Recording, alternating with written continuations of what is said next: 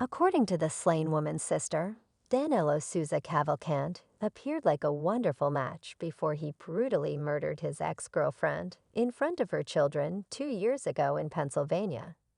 He was a fellow Brazilian who was a decent neighbor and friendly. However, Cavalcante, who is currently wanted for fleeing a Pennsylvania jail last week, appeared to change over time, eventually displaying jealousy and threatening Deborah Brando before her murder, according to her sister, who spoke to CNN.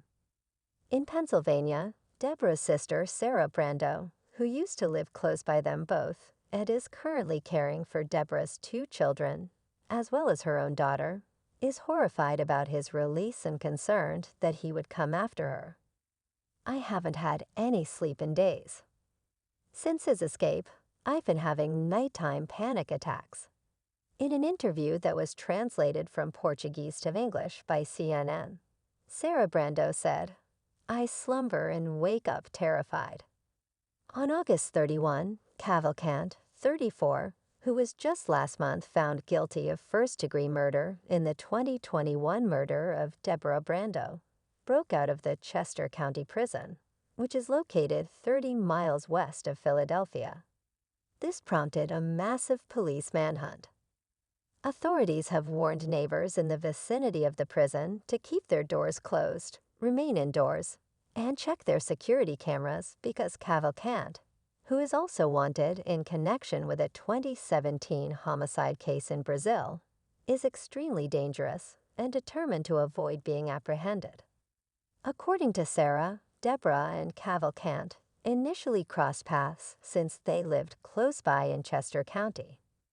Deborah claimed that he was helpful and kind to her. According to Sarah, they dated for roughly a year and a half.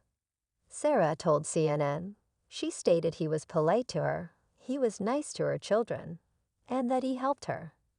He entertained her. She no longer felt lonely. She continued, he seemed normal, yet he was always very silent, attentive, and reserved.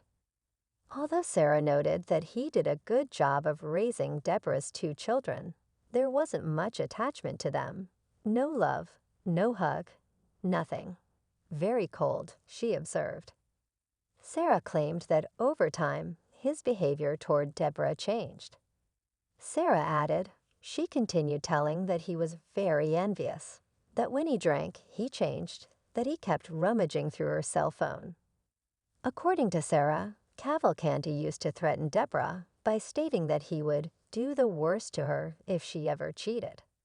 According to the Chester County District Attorney's Office, Cavalcante killed Deborah, 33, in April 2021 by stabbing her 38 times in front of her then 7 and 4-year-old daughters.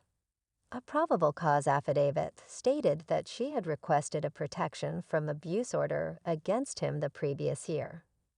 Cavalcante received a life without parole sentence just days after being found guilty last month. Sarah was relieved when Cavalcante was sentenced last month. Deborah claimed that she had been honored and given justice. However, Sarah said to CNN that ever since Cavalcante's escape, she has been terrified. "I was quite afraid and in need of help. Of course, I thought about my kids," Sarah remarked. Sarah fears Cavalcante will pursue her and worries he might visit her Chester County house. She claimed that in spite of her worries, she has faith that authorities will apprehend Cavalcante. The only time the sisters weren't together was when it was time for bed, she claimed. "All day, we were at work together. When we weren't together, we spoke on the phone nonstop," Sarah claimed. Because the quality of life is better here than it is in Brazil, Deborah brought her children to the United States, Sarah added. Sarah remarked she wanted to give a better life for both of them. Sarah is now attempting to provide Deborah's children with the lives her sister desired for them, according to Sarah. "I own a house cleaning business. A flooring services company is owned by my husband.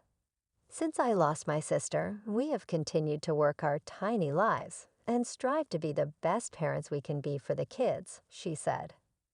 I do my best, you say.